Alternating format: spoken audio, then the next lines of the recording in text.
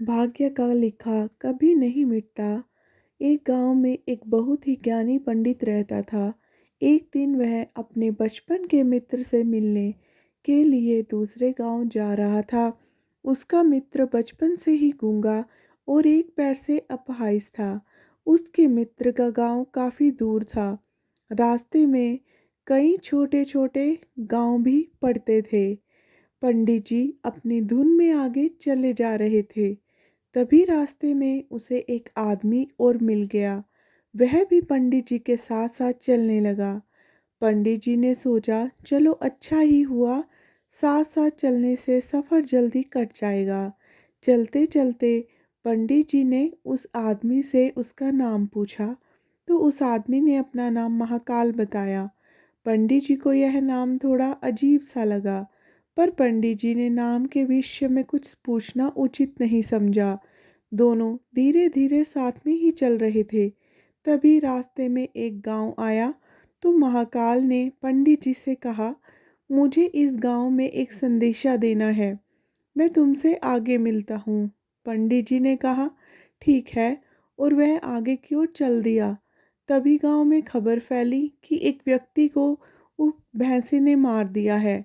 जैसे ही भैंसे ने उस व्यक्ति को मारा, ठीक थोड़ी दूर ही महाकाल वापस आ गया। फिर चलते चलते दोनों एक दूसरे गांव के बाहर पहुंचते हैं। यहाँ पर एक छोटा सा मंदिर बना था और ठहरने की व्यवस्था भी अच्छी लग रही थी। पंडित जी के मित्र का गांव भी वहाँ से अभी काफ़ी दूर था और रात्रि भी होने वाली थी। तो पंडित जी ने महाकाल से कहा, रात्रि होने वाली है, पूरा दिन चलते चलते थकान भी लग रही है और भूख भी लगी है, हम यहीं भोजन करके आराम कर लेते हैं, कल सुबह आराम से आगे का सफ़र करेंगे। महाकाल ने कहा, ठीक है, मुझे इस गांव में किसी को कोई ज़रूरी सामान देना है, तुम खाना खाकर आराम करो, मैं बाद में आकर खा लूँगा। इतना कहकर वह वहाँ से चला गया।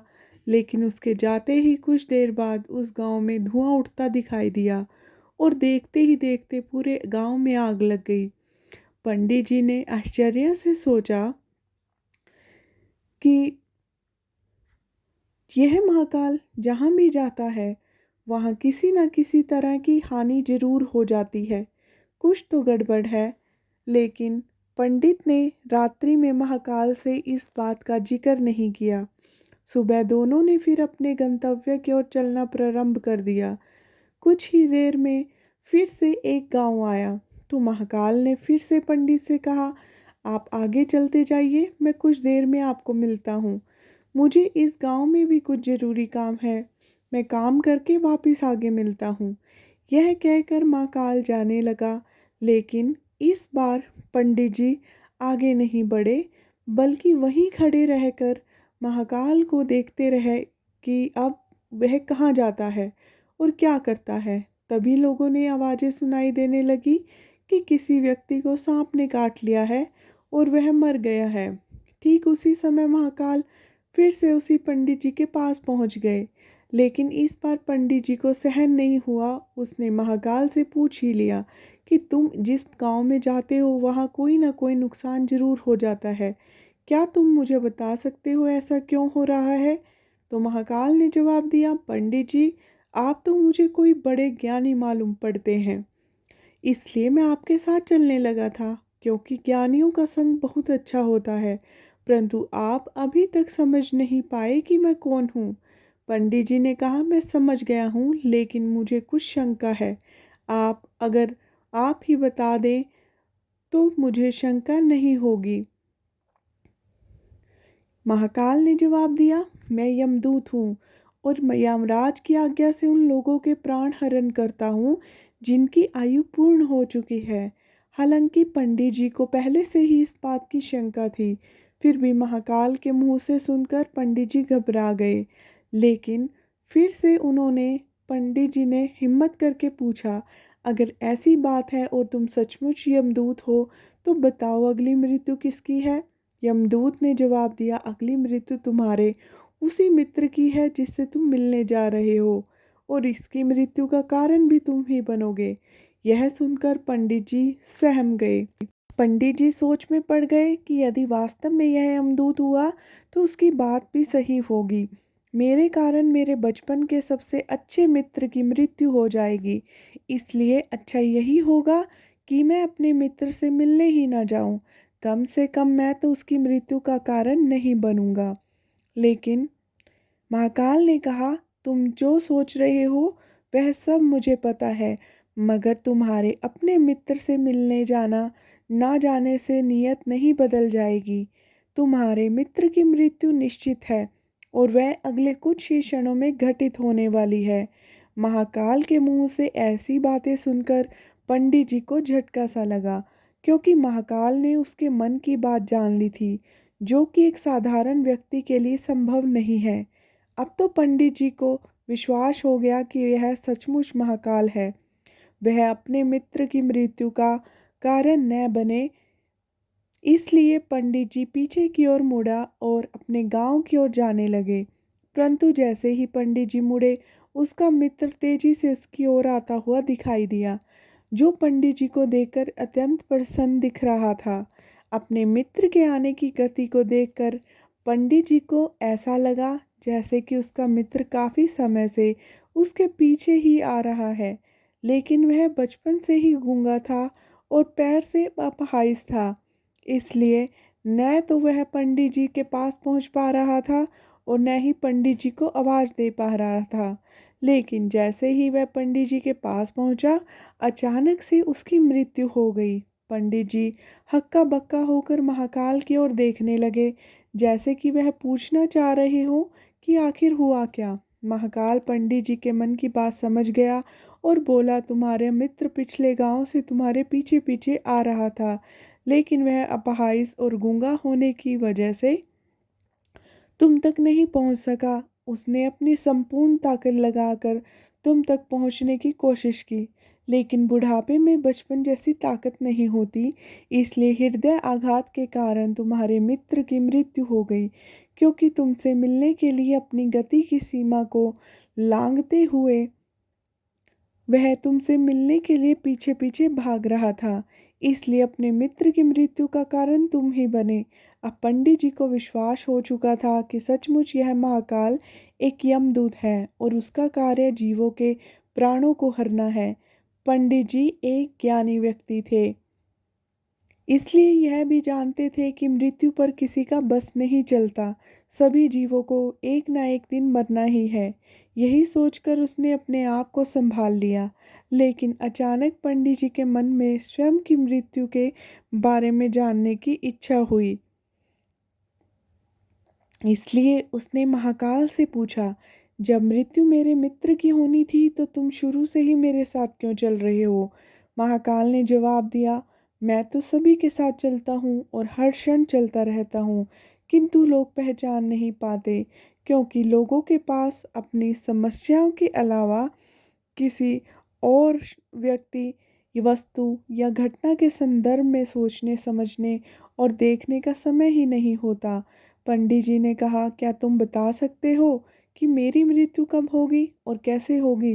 तो महाकाल ने कहा, हालांकि किसी सामान्य जीव को यह जानना ठीक नहीं है, क्योंकि कोई भी जीव अपनी मृत्यु से के बारे में जानकर दुखी ही होता है। लेकिन तुम ज्ञानी व्यक्ति प्रतीत होते हो और अपने मित्र की मृत्यु को तुमने जितनी आसानी से सहन कर लिया, उसे देखकर लगता है कि तुम अपनी मृत्यु के बारे में जानकर भी दुखी नहीं होंगे।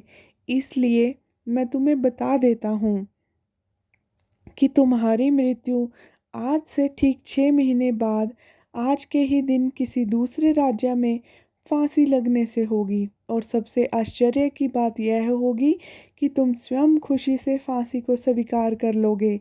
इतना कहकर महाकाल जाने लगा, क्योंकि महाकाल का पंडित के साथ चलते रहने का अब कोई कारण नहीं था। पंडित जी भी अपने मित्र की यथाशक्ति कर्मकांड करके अपने गांव चले गए। लेकिन कोई व्यक्ति कितना भी ज्ञानी क्यों न हो, अपनी मृत्यु की बात सुनकर दुखी तो होता ही है, और मृत्यु से बचने के लिए वह कुछ न कुछ तो करता ही है। तो पंडित जी ने भी यही किया। पंडित जी विद्वान थे, इसलिए उनकी ख्याता उस राज्य के राजा तक थी। उस पंडित जी ने सोचा कि राजा के पास तो कोई मंत्री है, वे मेरी मृत्यु से संबंधित समस्या का कोई ना कोई हल तो निकाल ही लेंगे। पंडित जी यह सोचते हुए राज दरबार में पहुंच जाते हैं और वहां जाकर राजा को सारा वृतांत सुनाया।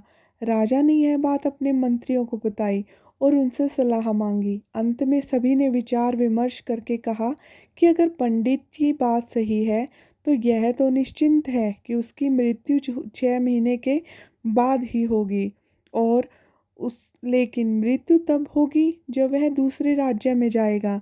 यदि वह दूसरे राज्य में जाएगा ही नहीं तो मृत्यु भी नहीं होगी।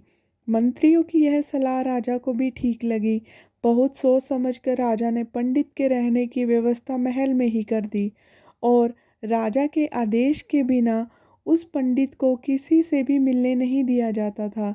लेकिन पंडित जी कहीं भी आ जा सकते थे ताकि पंडित जी को यह ना लगे कि वह राजा की कैद में है। परंतु पंडित जी डर के कारण स्वयं ही कहीं आते जाते नहीं थे। धीरे धीरे पंडित जी की मृत्यु का समय नज़दीक आने लगा और वह दिन भी आ गया जिस दिन पंडित जी की मृत्यु होने वाली थी। पंडित जी अपनी मृत्यु को लेकर बहुत चिंतित थे, इसलिए उस पंडित जी ने डर के मारे जल्दी ही सो गए ताकि जल्दी से वह रात बीत जाए और अगला दिन आ जाए तो मृत्यु टल जाए। लेकिन पंडित जी को स्वयं नींद में चलने की बीमारी थी और इस बीमारी के बारे में यह स्वयं भी नहीं जानता था। अंत राजा के किसी वैद्य को बताने का तो प्रश्न ही नहीं उठता। उसी रात पंडित जी को नींद में चलने का दौरा पड़ा। वह उठा और जेल से निकलकर अस्तबल में गया। पंडित जी राजा का खास मेहमान था, इसलिए किसी पहरेदार ने भी उन्हें नहीं रोका और न ही किसी तरह की पूछताछ की। अस्तबल में पहुंचकर वह सबसे तेज चलने वाले घोड़े की पीठ पर सवार होकर नींद में ही राज्य की सीमा के बाहर दूसरे राज्य में चला गया। इतना ही नहीं, वह दूसरे राज्य के राजमहल में भी पहुंच गया और उस महल के पहरेदार ने भी उसे नहीं रोका, न ही कोई पूछताछ की। सभी लोग रात्रि के अंतिम प्रहर होने के कारण नींद में थे और वह पंडित जी सीधे राजा के शयन कक्ष में पहुंच गए, जहां राजा और रानी सो रहे थे। वहां पंडित जी भी जाकर लेट गए। सुबह हुई तो राजा ने पंडित को रानी के बगल में सोया हुआ देखा, जिससे राजा बहुत क्रोधित हुआ और पंडित जी को गिरफ्तार कर लिया। पंडित जी को तो कुछ समझ में ही नहीं आ रहा था कि आखिर दूसरे राज्य में और राजा के शयन कक्ष में वह कैसे पहुंच गया। लेकिन वहाँ यह सब सुनने वाला कौन था। राजा ने पंडित जी को दरबार में हाजिर करने का हुक्म दिया। कुछ समय बाद पंडित जी को दरबार में लाया गया। कुछ समय बाद राजा का दरबार लगा, जहाँ राजा ने पंडित को देखा और देखते ही क्रोधित होकर पंडित जी को फांसी पर चढ़ा देने का आदेश सुना दिया। फांसी की सज़ा सुनकर पंडित जी कांप गए। फिर भी कुछ हिम्मत कर उसने राजा से कहा कि मैं यह नहीं जानता कि मैं राजमहल में कैसे पहुंचा और यह भी नहीं जानता कि मैं आपके शयन कक्ष में कैसे आया और आपके राज्य के किसी भी पहरेदार ने मुझे रोका क्यों नहीं। लेकिन मैं इतना जानता हूँ कि आज मेरी मृत्यु होनी थी और अब सच में होने जा रही है। राजा को यह बात थोड़ी अटपटी लगी। उसने पूछा, तुम्हें कैसे पता कि आज तुम्हारी मृत्यु होनी ही है?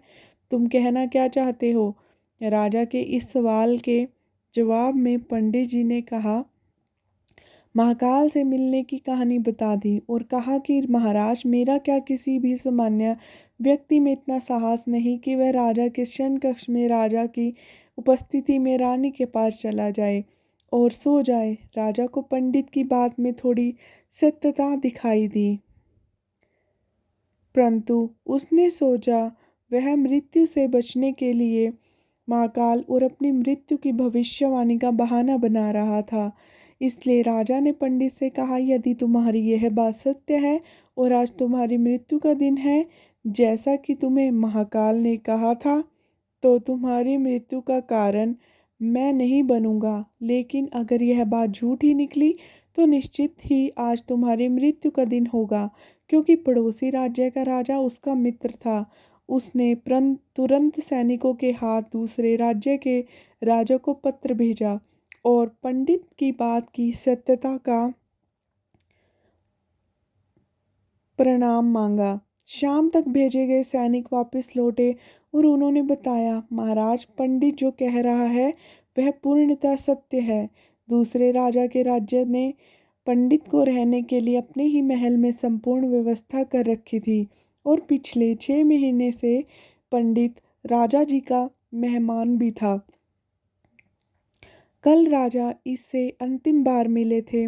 इसके बाद इस राज्य में यह कैसे पहुंचा, इसकी जानकारी किसी को भी नहीं है। इसलिए उस राज्य के राजा के अनुसार पंडित जी को फांसी की सज़ा देना उचित नहीं है। लेकिन राजा के लिए एक नई समस्या आ गई थी, क्योंकि उसके बिना कुछ जाने ही पंडित जी को फांसी की सज़ा सुना दी थी। इसलिए अगर दंड फांसी नहीं दी जाए तो राजा के कथन का अपमान हो जाएगा, और अगर राजा के द्वारा दी गई सज़ा का मान रखा जाए तो पंडित जी की बिना वजह ही मृत्यु हो जाएगी। राजा ने अपने सभी मंत्रियों से इस बारे में चर्चा की।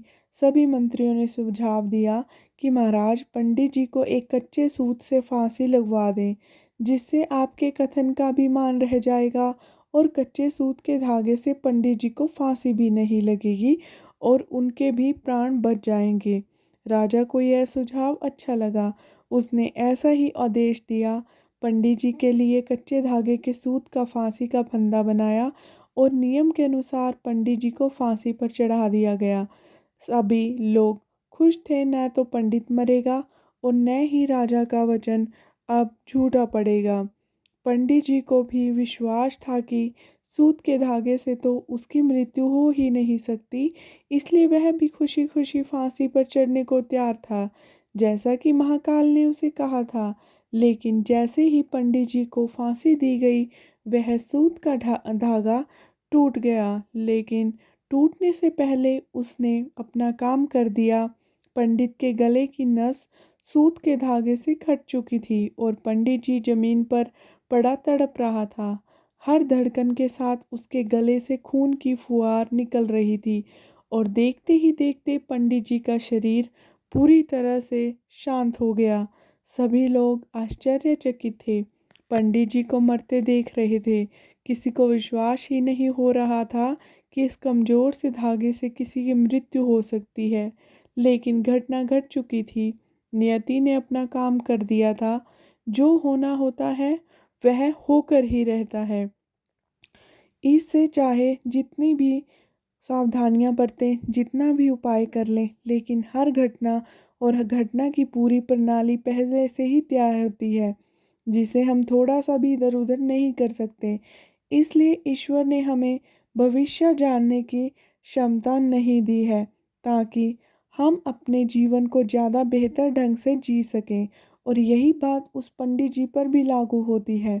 यदि पंडित जी ने महाकाल से अपनी मृत्यु के बारे में न पूछा होता तो 6 महीने राजा की कैद में डर डर कर जीने की बजाय ज़्यादा बेहतर ज़िंदगी जीता। तो आपको ये आज की वीडियो कैसी लगी, आपके विचार कमेंट में बताना और चैनल को लाइक एंड सब्सक्राइब ज़रूर करना। Thank you.